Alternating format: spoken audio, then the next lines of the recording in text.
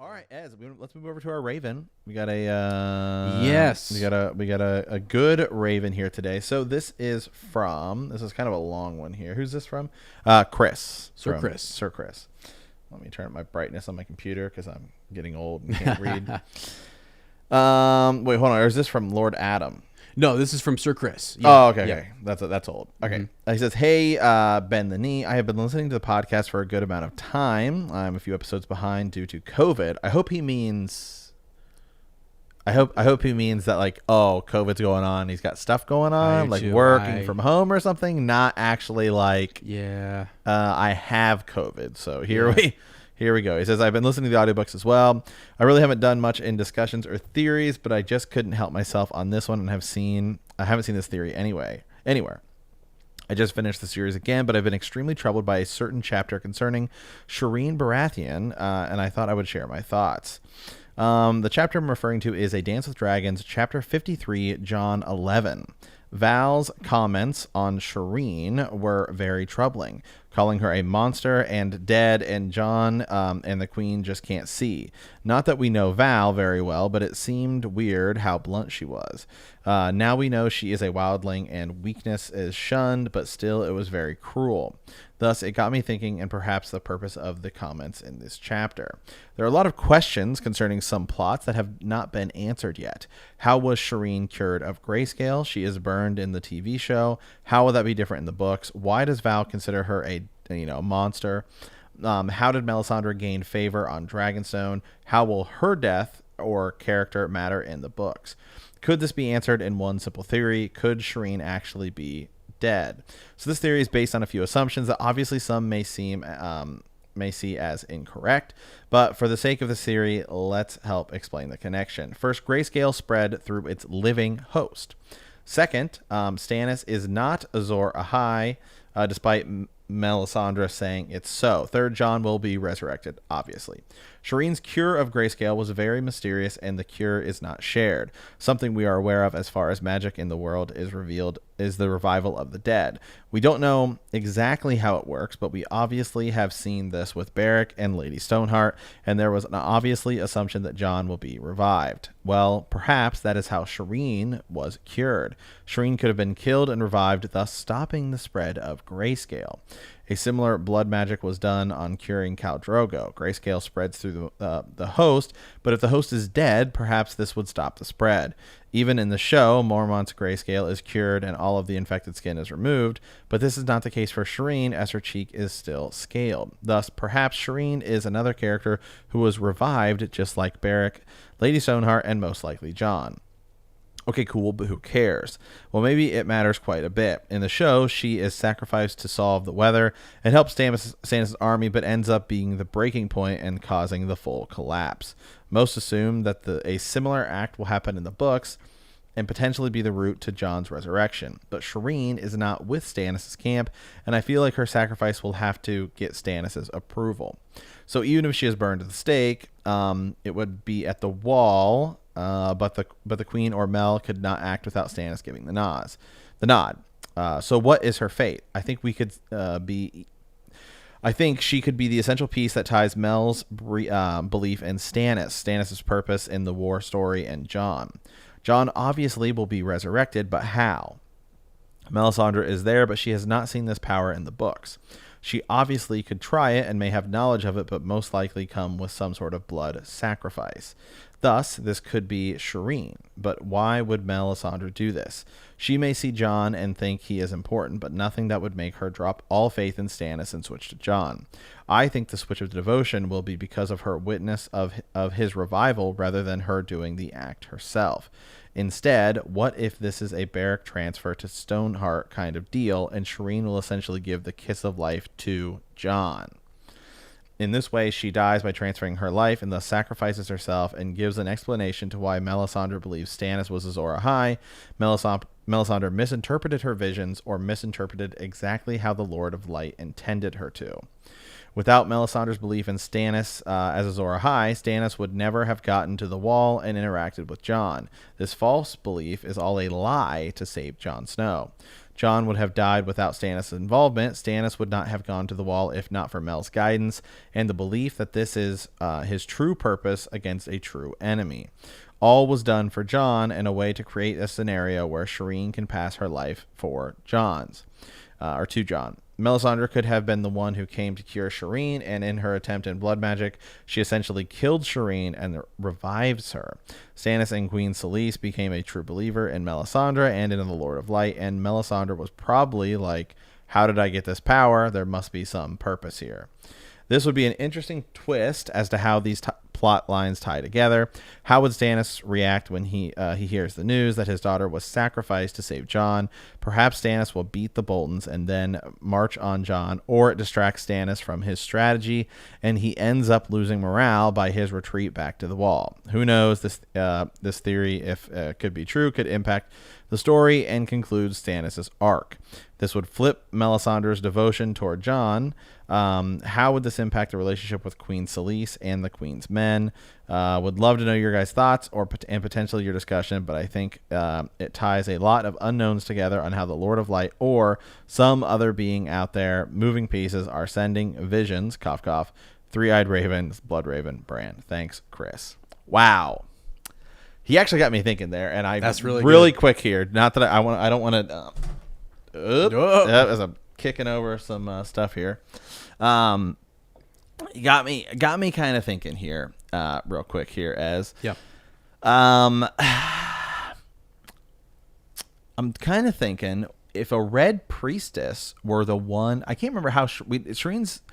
It's not really stated, right? How her thing. I'll look it up real quick. I don't think so. So if a red priestess were to be the one to do this, then it might explain why Stannis is willing to let somebody like Melisandre actually, like, you know, tell him he's the Lord of Light and begin, you know, doing all of this stuff. Because, I mean, again, it just seems so unlikely, you know, that Stannis Baratheon is willing to believe in this kind of visions and, you know, all of this stuff. Yeah, so this is fantastic. It is interesting, you know, Val's comments in that chapter. She does regard her as almost like, yeah, it's as if she is half alive and half dead. Yeah, you know, and that she is maybe there's something wrong. She's a monster of some kind. I guess to take that a little bit further, if Val or another wildling were to see someone who is resurrected in a different way, see, they've seen like those who are resurrected. They burn those bodies, right? Yeah. That's the whole thing. I mean, Jon is learning very quickly when he goes north, we need to burn the dead. And so if she was, let's say, stilled, right? You know, killed, stilled, whatever, life force stopped. And by doing that, it stops the grayscale. That's interesting. That would be kind of crazy, right? Right. And then if you had the power to bring that person back, then wherever the progression was of the grayscale, which is what I guess I'm getting from Sir Chris, right? That's the whole theory, is that wherever that progression was, it was stopped because death. It moves across and it moves through the living. So, die. Right. Be brought back to life. Now, if you are brought back to life, just like Beric Dondarrion and others, so Beric is brought back by Thoros, and later on, because that magic is in him and because he now has that life power, is able to give that last kiss, right, to Catelyn and create Lady Stoneheart. Right. So and real quick, the show's way of doing it with Sam doing it could totally just be something that happens in the show because, hey, we need to fix Jorah Mormont, and we'll just have Sam do it, you know, in an off-screen surgery. Mm-hmm. Doesn't mean that's at all. I mean, Gur could still have it done, but it could be done a different way. You know what I mean? Like, and that's one of the things. I mean, just so in the event that Sam is the one to cure John Connington's grayscale in the books in a similar type fashion, doesn't mean that there's not multiple ways to cure grayscale. Yeah, for sure. I think there could be. And depending on who it is that's coming over to do something, if there is a medicine or there's something that you just didn't know about that you could have used, but you brought a red priestess and they're going to use blood magic or whatever, then you're because we see resurrection in at least 3 different ways, right? I mean, you see the R'hllor way of doing it, right? We see the White Walker way of doing it. Right, which is they're resurrecting people, and we see Qyburn's way of doing it. Yeah, we do. I don't know though. With Beric, we have not yet got the information as to like how that whole process works. Like is it just a Sleeping Beauty situation where you lay a kiss on somebody and that and your magic I'd actually say there's there's another way in a sense of kind of resurrection is that the faceless men, right? Because they're using faces of people and they become people who are mostly dead, right? They're using these faces, but then you become that person, right? Like you have to actually become in a way that person. So yeah, you're imitating them, right? But right, yeah. I get that. So, oh man, but I'm just thinking with this theory that Sir Chris has presented. So the idea at the end of this is that if Shireen has that power and was brought back by R'hllor or whatever, would then have the ability to give on the same thing that Beric gave to Lady Stoneheart, which is also very interesting that Jon and Catelyn will be resurrected, and they were opposites of one another. That's right. Really kind of crazy.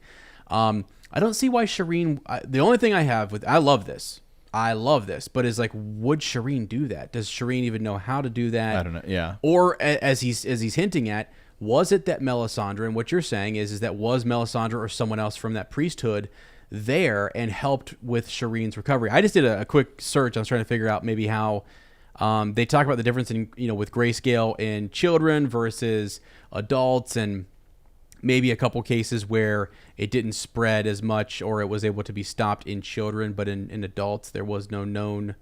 They all kind of fell victim to it and stuff. So, but you see him saying like, when is she going to go over to Jon and give him that kiss, right? Or pass that on to him? Is it breathing into them, right? Or what do you have to do?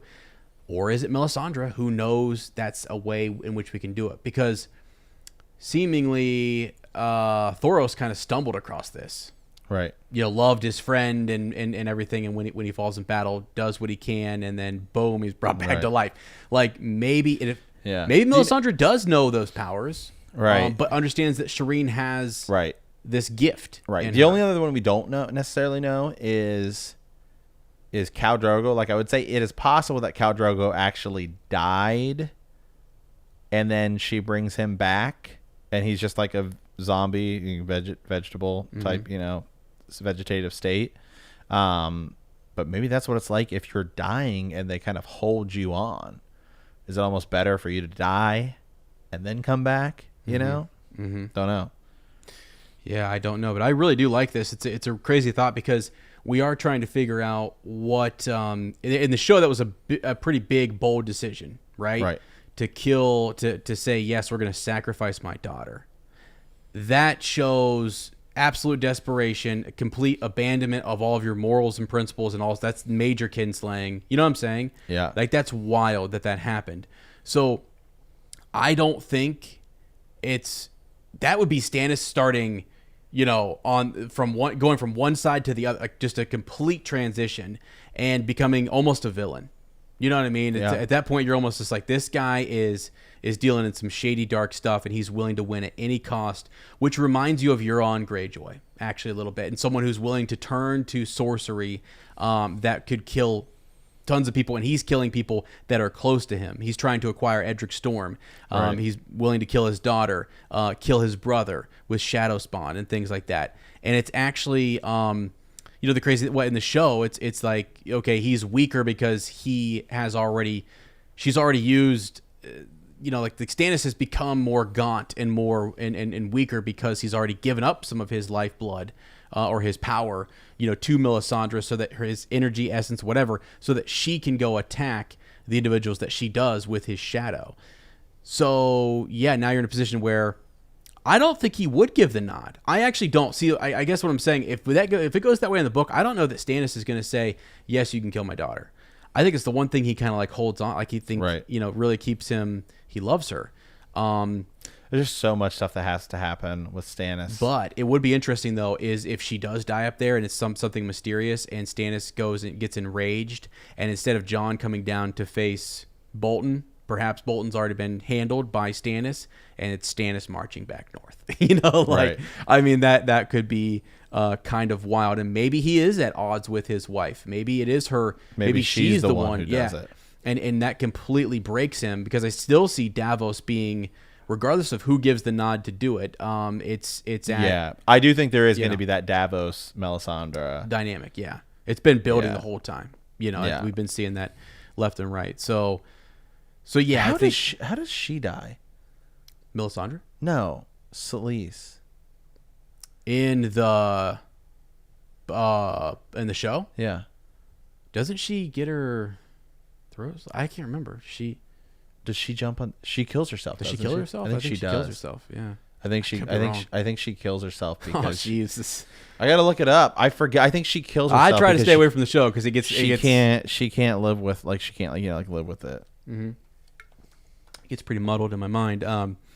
No, that's interesting to think about though, because is she going to get so? Because sometimes you get so caught up in something and you're so carried away with a faith or a religion or doing what the gods say that you wake up the next day and you go, I just murdered my daughter. What the heck? I mean, she commits suicide. She does, yeah, by hanging herself from a tree. Yeah. Okay. And at that point, you've lost. What is winning a crown even worth, Stannis? At that point, like what's it worth? You've lost every family member you have, even the old maester that loved you. You've got Davos hanging on there, your friend. And I think what will redeem Stannis in the end is that he's going to do everything he can to elevate Davos and his family and his children. And I could see him being someone would say I was wrong. A lot of these characters and a lot of people in life don't have the ability to say I messed up, I made a mistake. I think Stannis eventually is as stubborn as he is. When you lose your wife and his daughter and things are breaking around him, I think he may say that he was wrong. But you know what? I wanted to talk about this in the chapter I'm going to talk about right now, just very briefly with Sir Matt. I think Brienne in the next chapter, the next Catelyn chapter, she swears that she's going to kill Stannis. You think so? And she says she means to keep that. Yeah. She vowed she would kill him one day. And actually, when she finally safely escorts Catelyn back to her camp, she says, give me leave to go to Storm's End. And like, why? She's walking in there to kill him. Yeah. And then she, swears her sword to Lady Stoneheart. Well, Catelyn. And it would not surprise me, though, if at the end she had either a chance to and walked away, and there's some major change there, or she does fight him and takes him to the brink of death. And scolds him for killing his brother. And I think he may not be able to handle that. It's like you're forcing this in his face. He has no army to back him, no priest at that point. Like if he does fail, if something happens to Stannis and he's brought low and he's faced with Brienne, who runs this down his throat in that you're a kinslayer. Yeah. I think in the end he would say, gods, you're right. Yeah, you're right. I mean, I think he would, and that would be what would make us at the very end say, "Oh, Stannis, you just got taken. You got taken by this Red Priestess. Your wife was converted. You just got caught up in this, and you started trying to win at all cost, and it just he's felt slighted his whole life, and it's awful. But I kind of think I think Brienne is in the end here gonna have something to say to Stannis. Yeah. If not a fight. Real quick, just interesting little tidbit here. Not that it really makes any big difference, but kind of interesting here. Selyse, right? Lady Selyse. Yeah. Mm-hmm. She's actually a Florent, mm-hmm. right? Yep. And so she is the cousin of Melissa Florent, mm-hmm. who is Sam Tarly's mom. Yeah, and that's the other big thing, right? Is that the Florents were with Renly at the end of this when Renly is killed and stuff, right? They're the first. They're like almost like first ones to go back over. They're going straight back over to Stannis because that was sort of a blow to him. Is that his wife's house was allied against him? Yeah. It definitely is an interesting dynamic there. So yeah, just crazy things. We were talking about Sir Robar Royce. I think we were. If we weren't, we should have been. But just like his whole situation where he's supposed to be in the Vale, but he's this second son who can't find glory, and Renly makes him a part of his Rainbow Guard, and you're like, okay, cool. I mean, he wants to be there and win some glory, and he wants to be a part of Renly's cast.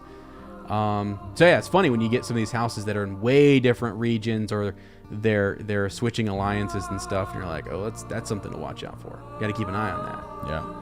So. Okay. All right, guys. Well, that's it for us for today. We're about to jump in and do our Zoom hangout with our patrons, aka Bend the Knee Happy Hour is what it was last time. So absolutely. So here we go. So with that, we want to thank you for playing the Game of Thrones. In our next episode, we will be discussing Chapter 32, Sansa 3 of A Clash of Kings. If you like our podcast, don't forget to subscribe, like us, write a review, leave a comment, or send us a raven at btkcast@gmail.com. We will see you in a week, and remember that winter is coming.